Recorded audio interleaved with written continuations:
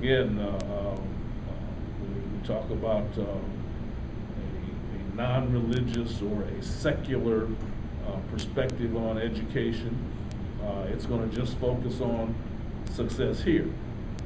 There is no acknowledgement of a hereafter. There's no recognition of a hereafter.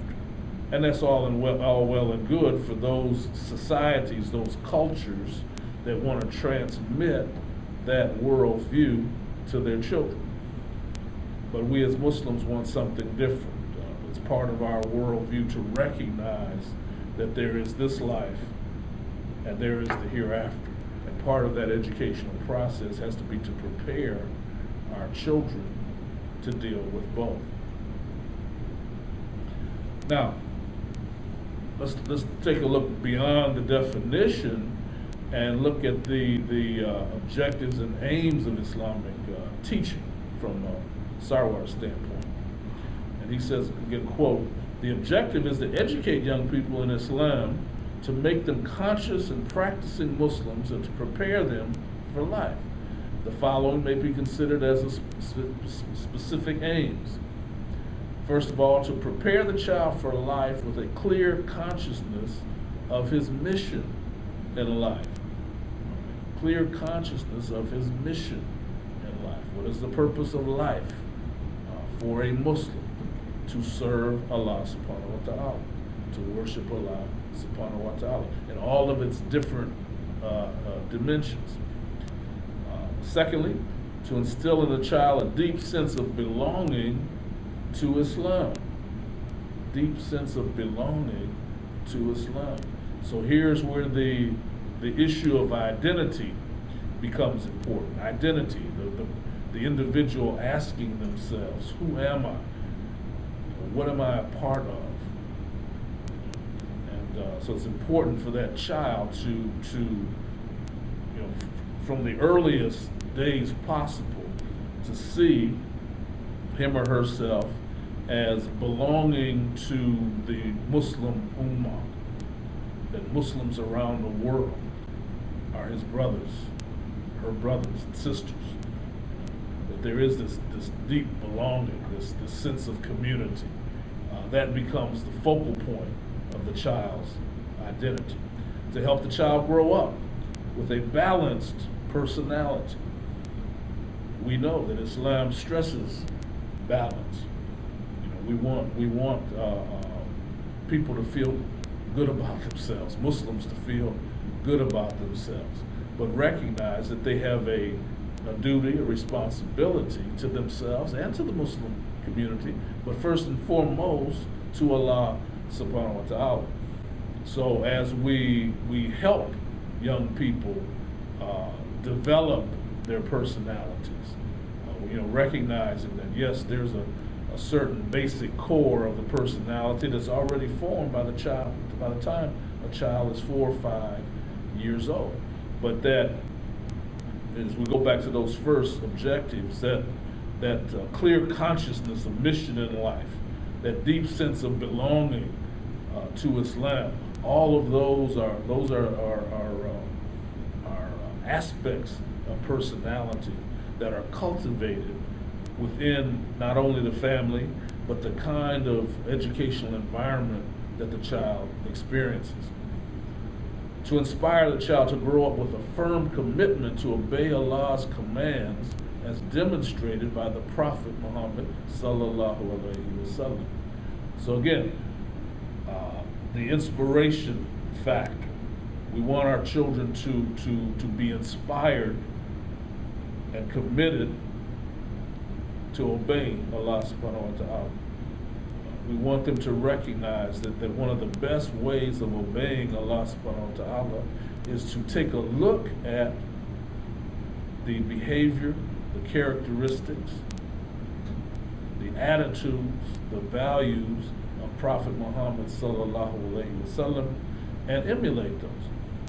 In other words, if there's going to be a person to emulate, it should be Rasulullah sallallahu alaihi wasallam. And we do this through, you know, the various teaching methodologies that we've talked about, based on the age of the child. Fifth, to help the child to acquire the necessary skills to enable him to constructively contribute to the well-being of the society in which he lives. So again, we're talking about a knowledge of Allah subhanahu wa ta'ala, a knowledge of the sunnah of Rasulullah sallallahu alayhi wa sallam, but also an objective and aim of an Islamic education to help the child become a contributing member of society, whatever society that child happens to find himself in.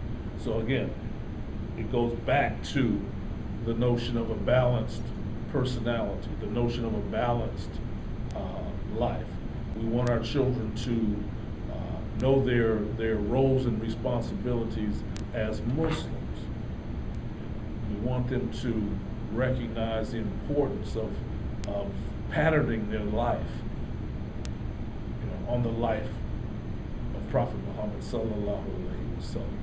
But we also want them to recognize how important it is for them to be constructive and contributing members of the society in which they live, whatever society that may be. They may be in a non-Muslim country, they may be in a Muslim country, but whatever country they're in, we want them to be contributing members of that society.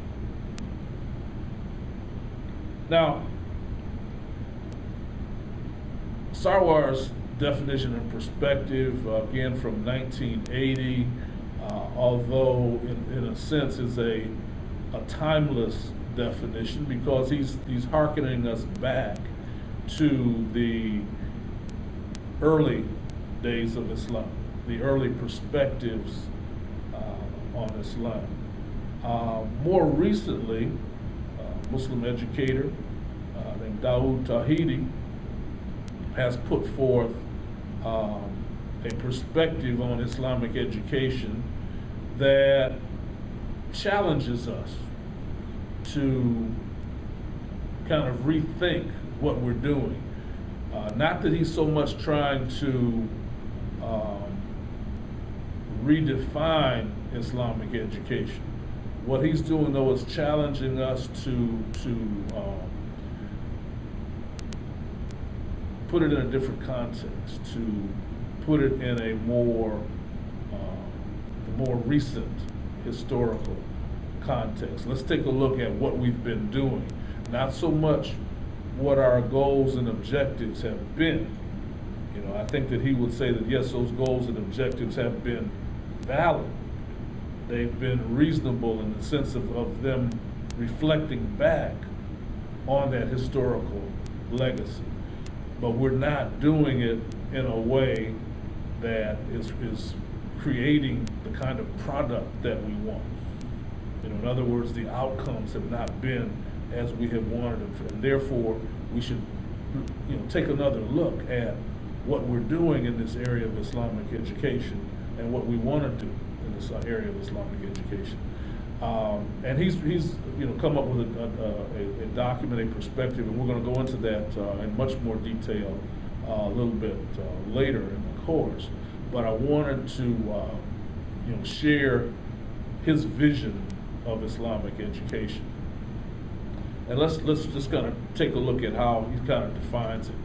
He says, quote, "The vision of Islamic education presented here makes a fundamental distinction between teaching about Islam and teaching about being Muslim. As mentioned earlier, Muslim educators for the most part have been content to teach facts about Islam, since this is easier and a less demanding approach. We have not met the challenge of developing a systematic program to teach our children about being Muslim.